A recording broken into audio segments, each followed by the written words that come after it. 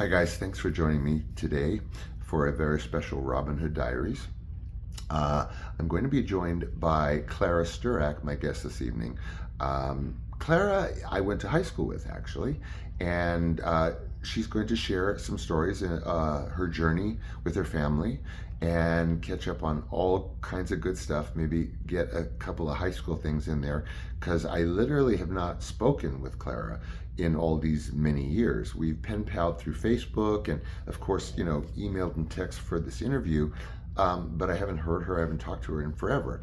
My first impression of CLARA was in the drama department of our high school and remained so throughout our high school years.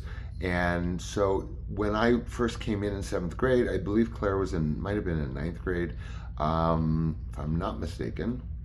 And we were, of course, as freshmen of sorts, encouraged to support the arts of the school. And so we had a production of The Miracle Worker being put on by our drama department.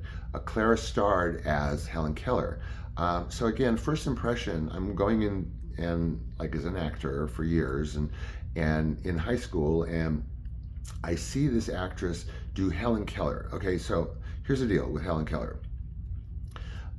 In terms of my own personal technique, my own personal acting technique that I teach and whatever, that I did not learn from Lee Strasberg, when we work together directly, it's my own, I kind of like don't work with usual methodology, like, I don't know, sense memory, scene objective, personalization.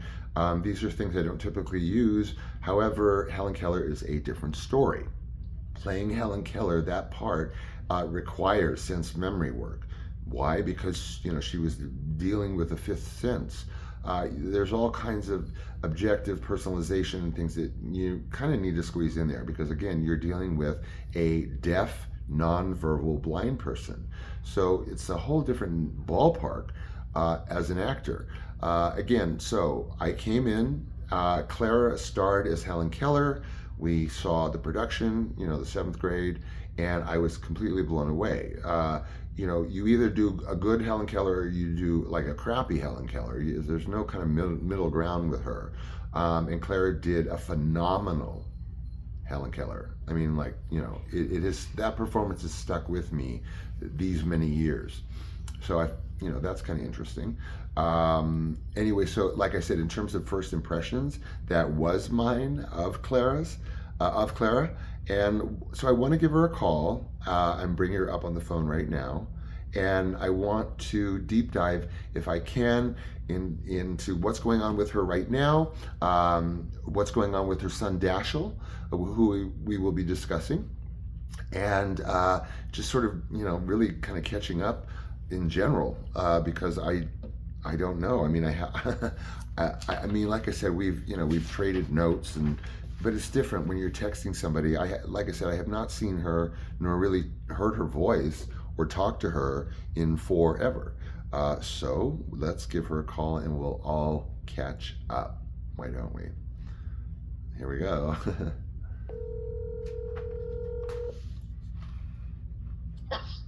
Hello? CLARA? Hi, Sean. Hi, dear. How are you? I'm so good. Yeah, you're so good? It's very funny to talk to you after so many years. Yeah, I was just doing a lead-in, and of course, letting everybody know that I mean, although we've been sort of pen paling on Facebook and chatting, texting in advance of the interview, that I really, have not, of course, seen you nor heard your voice nor anything since. Now, CLARA, are you 83 or 82? I'm 83. 83. Okay. Yeah. I didn't mean to make you older than you are. No, that's okay. I can handle it. Yeah, old lady. You're 1 year older than me. That's right. I remember. You can tell me where to get off. You're older. Right. That's right. So in the lead-in, I talked about my first impression of you, so you don't have to get into Helen Keller. Okay. I discussed with the audience about my experience of you playing that part when I had to see it in 7th grade. Not had to, but we were, of course, encouraged to support the arts. That's and right. and so so I want to get into like as it I told folks in the lead in what's been going on and your family, your journey with Dashiell, all kinds of stuff. But how did you prepare for Helen Keller? It's funny. Erin Mullen, I don't know if you Yeah, remember I her, know. but Yeah. she was just asking me that because she wasn't in school with us until later. Oh. And it's funny, because it really is weird, Sean, how after all these years, it's really the only thing that, people from school, whether it's former teachers or students, Yeah. will ask about or remember about. So I don't know what I did, but I did something. I was mean, I was talking a bit about that beforehand. Do you remember like anything? yeah. What I remember. Well, funnily, I remember the audition process, which happened at one of those sort of overnight camp things they Yeah. made us do at the beginning of the school year. Yeah, yeah. And I shouldn't go around using everybody's name, but in this case, I think I will. That the other person who was really up for this role was Jillian Welch. You're kidding. No, who's now become this very Yeah. famous and important Yeah. singer-songwriter. Right. And it's very funny because at the end of the year, she wrote in my yearbook something like, now that you've ruined any hope I have at an acting career. I was like, well, maybe that was good in the long run. But I remember, David Koloff, Yes, the director, of course. Correct. asked, saying, okay, just freak out. Like, you're just having the biggest tantrum ever. And this was in the auditions, Yeah. and do whatever you need to do. And it wasn't even really about, can you see or hear or whatever. It was Right. just sort of that. And, I remember throwing a chair. So Ooh. I do remember Ooh. that. I didn't really hold back. But mainly about rehearsing, I mostly remember one rehearsal because it just meant the world to me at Yeah. that time. It was such a big deal Yeah. to me. Like, I left it going, oh wow, that was just amazing. Yeah. He had me in the assembly room downstairs and put a blindfold on me. Whoa. And for like 3 hours, basically, Whoa. we just interacted. Right. So like he would like roll a ball in my direction. Right. And if I could hear it, I would, grab it. Or if I felt something weird, I would do something. And basically, like I was a young actress who was completely, I was just mesmerized by the process. Yeah. And Yeah. I really felt like, afterwards, sort of taking myself way too seriously, probably, but really like, okay, that was profound, Yeah. the things that happened in my system, in my body, like whatever it was, I came to really be able to feel at least what it was like to not be able to see, although I could obviously still hear. Yeah. And then most of the rest of it was Jill, the woman who played Annie Sullivan, Jill, or girl, Yeah. Jill Rosenthal, Yes. and I rehearsing together, and just a lot of time of a lot of improvising, a lot of just Right. Of course. hanging around, and me sort of doing the best I can to not see or hear. Yeah. And just, which is sort of pretty hard to do, especially if you can't close your ears. No. Whoa, no. Um, Talk about closing yeah. the fourth wall. You know what I mean? Closing that fourth wall. Yeah. That's why I was Yeah. just chatting really briefly with folks on the lead in, is that part is singularly sort of not flies in the face of my own personal method, but I have to make exceptions with that part and default back to a lot of sort of, old method acting, because the requirements of that role, to be able to shut down the fourth wall, to be able to blind yourself, to be nonverbal, to be deaf. I mean, that is a sense memory nightmare for an actor. It's sort of the opposite of, it's the nonsense memory. Exactly. Right. Whoa, And it was really interesting to do, and especially because you couldn't have your eyes closed. No, of course really. Not. Yeah. But at least you can unfocus your eyes. Yeah. And sorry about the other. Oh, don't worry about it. My dog comes in. Okay. I have my puppy sleeping in front of me, so hopefully he'll stay asleep. So it was intense, and then we did a lot of, Jill. There was that big fight scene where she tries to feed Helen Keller. Yes. That one, I mean, we really did not choreograph. Oh. I don't think David, got that far. Yeah. He didn't really think about that. And the funny side story from that is, especially it's funny when you think this was still the 70s. It was the end of the 70s. 78. I was going to get my book bag or something out of my locker, and Arlene Weinstock, the history teacher, found me with a woman I had never seen before and said, "This woman needs to talk to you." And it was a social worker, and somebody had called on me because I had fingerprint shaped bruises on my arm. Oh my God, from the scene.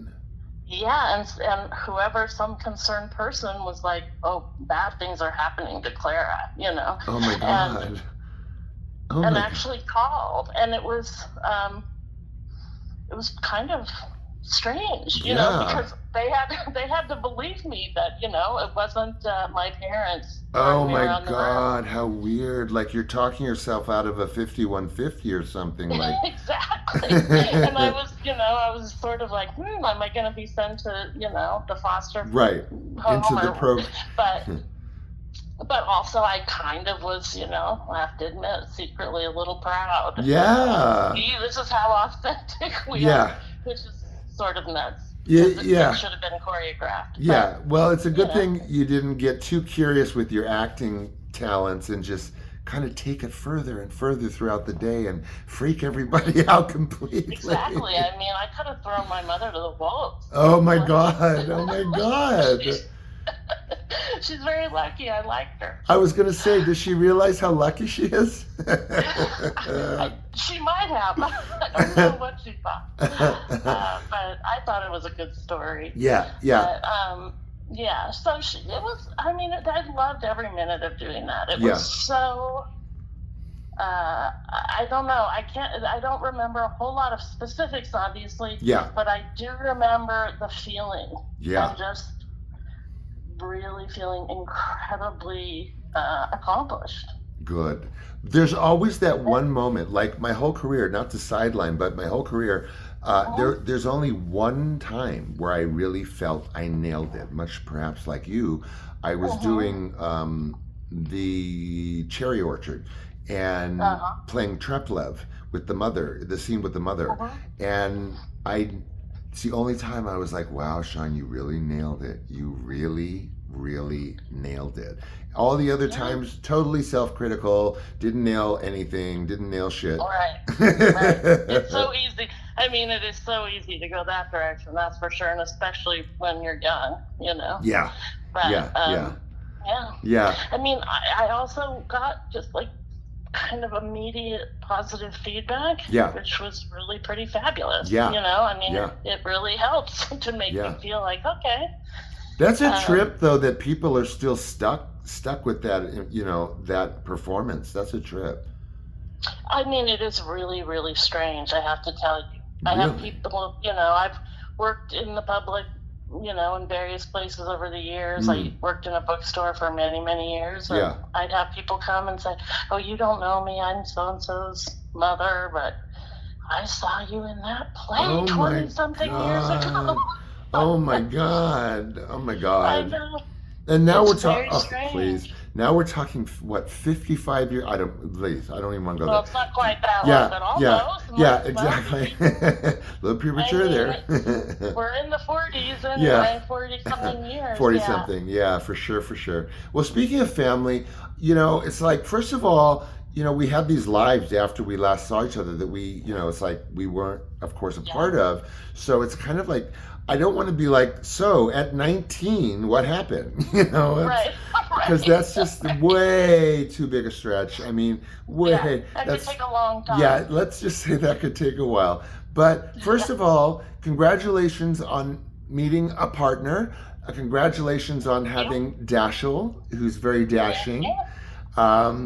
Congratulations on I don't know what else. Like, what happened? Well, we have some other things in common, and the only reason I know is because of things like reading the newsletter from the school. Yeah. But I mean, I spent a lot of years in social work and I work mostly with mentally ill homeless women. Oh. But also victims of domestic violence and their kids, and a variety of different social services. Wow. Really mostly providing direct service, but also, managing.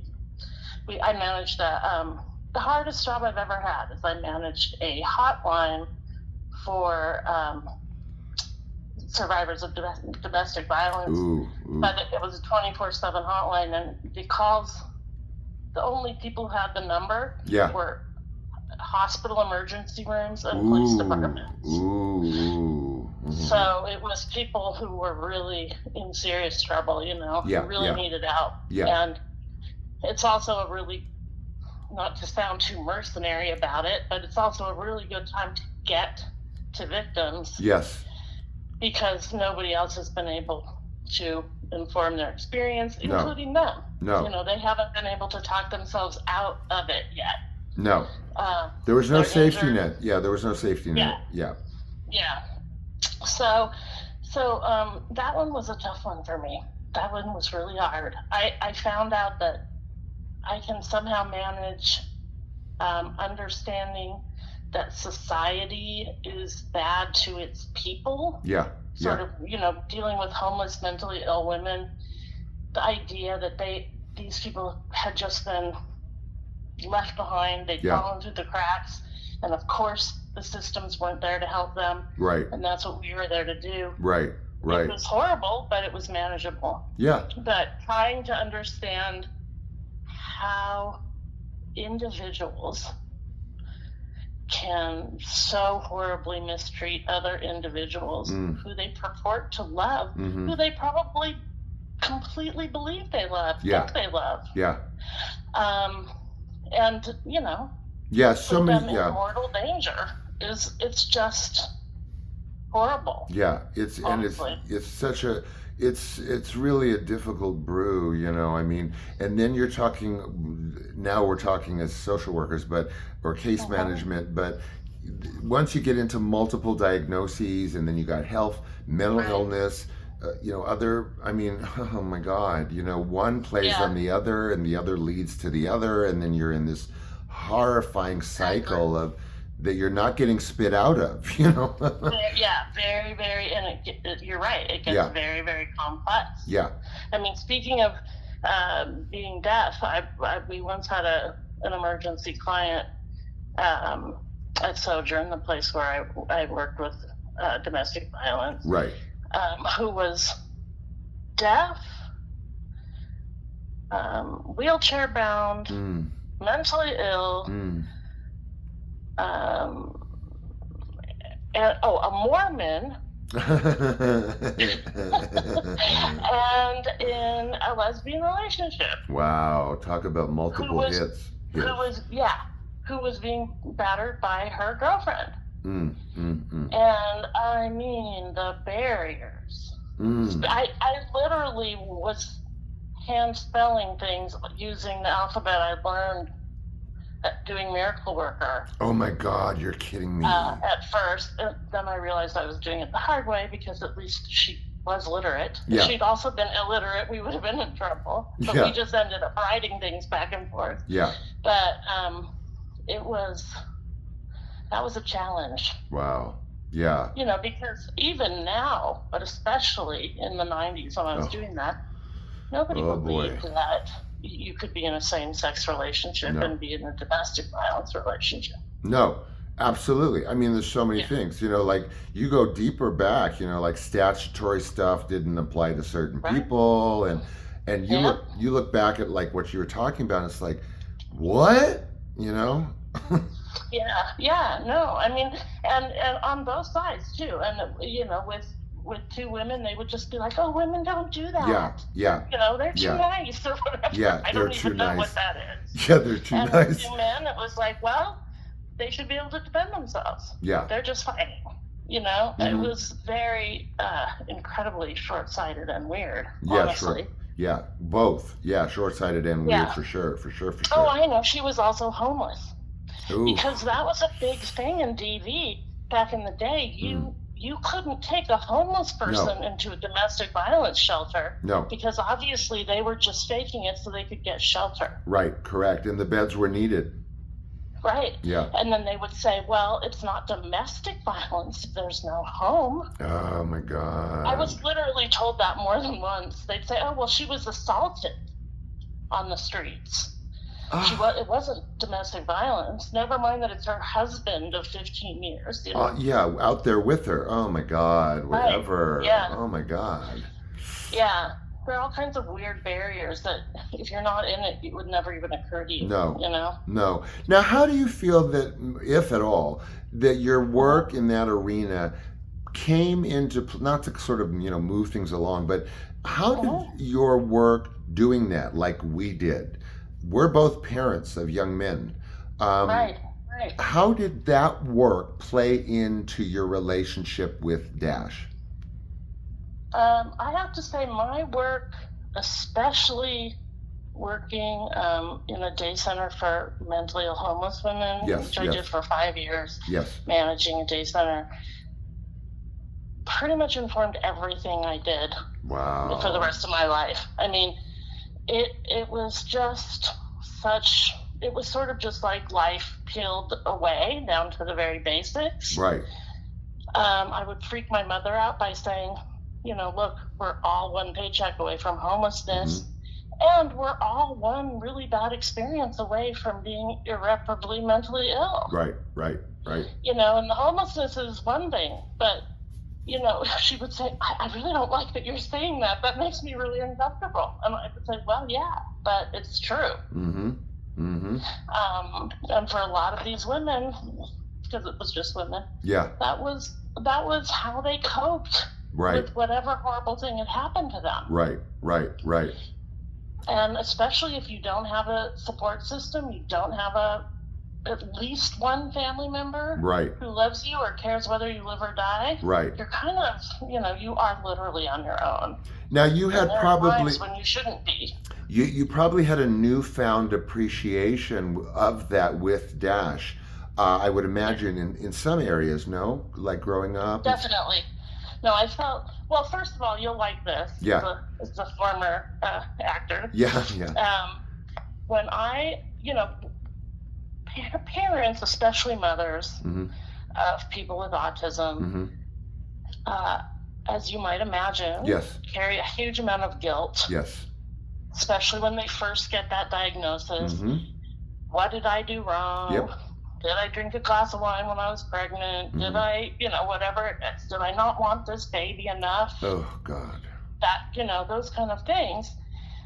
And of course, it didn't help that for decades, the whole refrigerator mother theory of autism was like the most popular idea behind why autism happens. It happens because your mother doesn't love you. Oh, God. Yeah, and that your mother can't show you enough affection, doesn't know how to be a mother. Oh, God, Clara. Yeah, and that, luckily that was sort of on its way out by the late 90s when Dashiell was born. Yeah. But boy, that didn't mean that there weren't relatives from the previous generation who made those kind of assumptions and even comments to me. Yeah. And it wasn't pretty. But the interesting thing was I had this strange experience behind me that both helped and hurt. Yes. And that is in 1980, when I was in 9th grade. Yeah. I was in an episode of Barnaby Jones. Oh my God. Of all things, the dumbest, old man detective show on earth. I love that. And I played an autistic person at a school for autistic people. Wow. That was my role. You know what is wild? You know what's wild, Clara?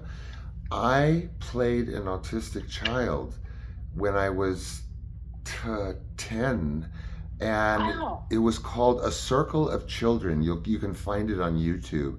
So it sounds vaguely familiar, actually. It was with Jane Alexander and Rachel Roberts. But wild, huh? We both, as actors, played autistic children. That's right. Wow, what a Jane trip. Alexander. Yeah, no, that is so weird. Jane Alexander also was in a pretty important production of Miracle Worker, I'm pretty sure. I never knew that. Wow. Earlier in her career. I can totally see her doing that part. What? I can totally see her doing that part. Yeah, oh yeah, totally. Wow. So go ahead. Yeah, so anyway, the fact that, and I, of course, because I was 14, maybe 15, and I took myself so seriously. That was really only a year after Miracle Worker. Yeah. That I went to the library, I did all kinds of research on autism just to play this role, which was a tiny part. I had 4 lines. It wasn't like I was the lead. And so then when Dashiell was diagnosed, I didn't say it for a while because I knew it was too insane. But finally, I just admitted to my mother, I said, what if this all happened because of Barnaby Jones? Oh, God. Oh, my God. And it's like, that's how nuts your thinking gets. Yeah, correct. Like, somehow I put all that information in my head. Right. And it came out of my body later. Right. But weirdly enough, in the long run, it actually probably helped a little bit. Yeah. I wasn't totally blindsided. Without knowledge. Yeah, without knowledge. Yeah. Or awareness. Yeah.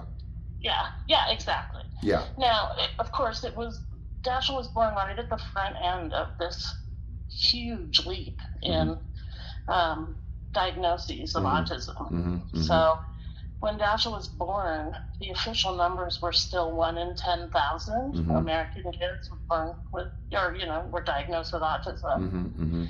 And, by the time he was about 5, it was 1 in 150.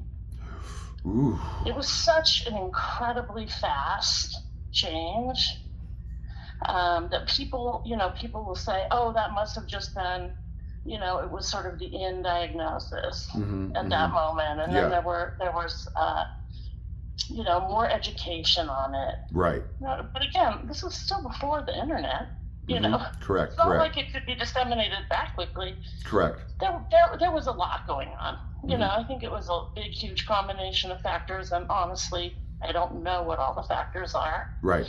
But what it did do is at least widen the circle. Yes. So. Yes.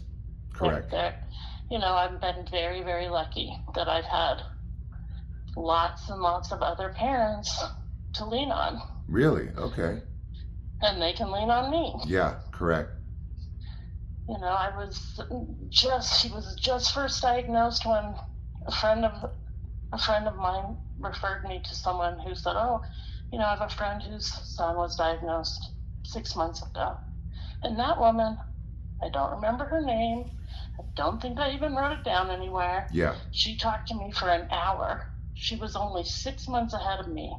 Yeah, okay. And she gave me hope, Really? and really so much information, and mostly said over and over again, this isn't the end of the world. Right. You're going to be okay. Right. It, it's manageable. Sometimes it's worse than others. Yeah. But you do live. You think none of you will be able to survive Yeah. any of this, but you will, and you can. Yes, and thrive. Yeah, absolutely. And thrive. Yeah, and thrive. Absolutely. At that time, thrive felt like a long way away. No, I mean, I can't imagine. I can't even imagine. I cannot even imagine. This issue is very, very, very near and dear to my heart. But I cannot. My son's not autistic. I can't put myself in those shoes of what that diagnosis, would feel like, and what I would imagine was ahead of me. Was the what? Was ahead of me, post-diagnosis. Yes, exactly. You get scared. Yeah, correct. It's scary. And so, also, I mean, there's so much involved. You feel guilty and weird because you're like, am I feeling bad about my own child? Yeah. I should do nothing but love and adore my child and not, they talk a lot about sort of the grief you have to go through when you realize that life isn't going to be what you thought it was going to be, right. and that life isn't going to be for your child how right. you imagined it might be. Correct. And it was so complicated because, yes, I totally understood that, but I also felt terrible for feeling that. God. Like, I don't want to grieve my alive child who I adore and love and is the cutest, most adorable thing. What's wrong with me? Oh my God, I can't even imagine that kind of feeling. Yeah, it's tough. But I mean, the thing is, we've all, unless you're super lucky. Yeah. And some people are, but for the most part, we all go through things like that in our families or in our communities. Whether it's you find out someone has a terminal disease, and that's obviously so much worse. Oh my God. Than this is a person who's living with a disability. The key word is living. Yes, correct. And you and I both lived through the AIDS crisis, and they're still living through that. And obviously, I know from a little bit that it affected you super closely, very, very closely. Oops. I also lost tons of friends, 24 friends in like 3 years. Oh my God! Yep. Yep. Not so fun. I mean, if you can make it through that, Yeah. It's hard for people to remember what it was like. Well, I don't mean to, because, I try to keep things around a half an hour, and I would like if possible, if you would consider sort of, not like volume 2, but like, if we could share another episode where we maybe dive a little bit deeper, because this is not a closed-ended topic for me. I could literally go on forever. I'm at the very beginning of the story. I know. That's why I want to bookmark this moment right here, because this is not something that you just wrap up and step away from. For some folks, it is life, and it is a constant. Just to say, it's a great life. Yeah, I was just going to say. I just want to say that for part 2. Yeah. There's so much wonderful in my son's life. Yeah. And he has taught me and so many other people so much. Yeah. I mean, again, just like anybody else. It's not like, I hear all the time, oh, you are special. God must have chosen you to be Dashiell's parents. Yeah. No, there's nothing special or inspirational about any of us. No. We're just getting through life. Yeah. But he really is, of course, I'm his mother, but I think he's just an incredible human being. So, yes, I have lots of good stories. Yes, good. Well, why don't we focus on that next time? We'll dive a little, we'll put our toe in the water again, and then we'll go into. Anyway, would you give Dash a little fist bump for me? Absolutely. absolutely. I know. And of course, I also too want to hear about you and your experience with all of that. Yes, Because correct. the more the better. And the Yes. experience is all so diverse. Every single one of us have Yeah. different Yeah, any experience. one of us that have it close to home, know somebody, are experiencing it themselves. And I think I mentioned this to you maybe earlier, and then we can spin off all this next time. But you know, I mean, we are we're not broken. I mean, Exactly. as autistic people, to be able to say that, I should say, we are not broken. Some of us are quiet geniuses. We're just quiet. Yes. We're just quiet. That's right. It's just different. It's not worse or better. Hmm. And mainly, I mean, the biggest mind shift I think most of us go through when we have loved ones Yeah. in this situation, and Yeah. maybe for individuals who are autistic also, Yeah. is that thing from saying, you know, I have to fix myself or I have to fix my child so they can get through life. Hmm. Realizing, actually, no, Hmm. society needs to fix itself. Correct. You know, the world needs to get it that not everybody is exactly the same, Correct. but we all deserve respect. And, Yeah. you know, I have a bad foot, so guess what? I need accommodations. Right. You know, and so my son has autism. He needs accommodations. Right. There's no difference really. And that's what people need to, you know, that's not what we're taught as parents. No. We're taught that, like, 40 hours a week of, you know, behavioral therapy, and you're going to knock it into these kids essentially, that they're going to, you know, basically perform all day long, perform normalcy. Yeah, mask. Yeah. Yeah. Yeah, and that's not the way. No, it's not. No, it's not. Really isn't. No, it's It not. gets you nowhere. So I would love to talk more about Yes, this, well, for we sure. will. Like I said, I'm bookmarking this, so we'll table it for now. But Clara, like I said, give Dash a fist bump for me, and we're going to talk soon. So you know that's kind of a moot point. But thank you for joining us today, and you and I have more talking to. Oops, excuse me, I keep knocking the camera, and so we'll go from there. Okay, thank you so much for joining me today, though. I can't tell you. Thank you. It's great to talk to you after all these years. I know, man. God, and you sound the same. This is. I know you do too. Do I? Isn't that weird? They say voices don't change, you know, by and large, and so I don't know. It's a trip. It's true. It's like, yeah, it really is. It's like no time has passed. Yeah, it's like we're back in the quad in the alley, and in the alley. Yeah, we wish it was the quad. Yeah, well, yeah. Our quad folks at high school, by the way, there was no quad. This was not Huntington Beach High School. We were in an alley, and we had like kind of these temporary. I don't even know what you would call our classes, Clara. Like industrial buildings that had like a few walls thrown up on the inside. Like a Conex, like a Conex box. Oh, and like really, like corrugated metal. I mean, it might as well have been like a dog kennel. Anyway, whatever. You know, go Roadrunners, go Roadrunners, go Roadrunners. Okay, my love. Okay. We'll talk soon. Yes, we will soon. All right. Okay, bye-bye now. Well, I'm so sorry we went over on this one, but it was well worth it. We're now at 38 minutes, and I usually try to keep these at 29 minutes.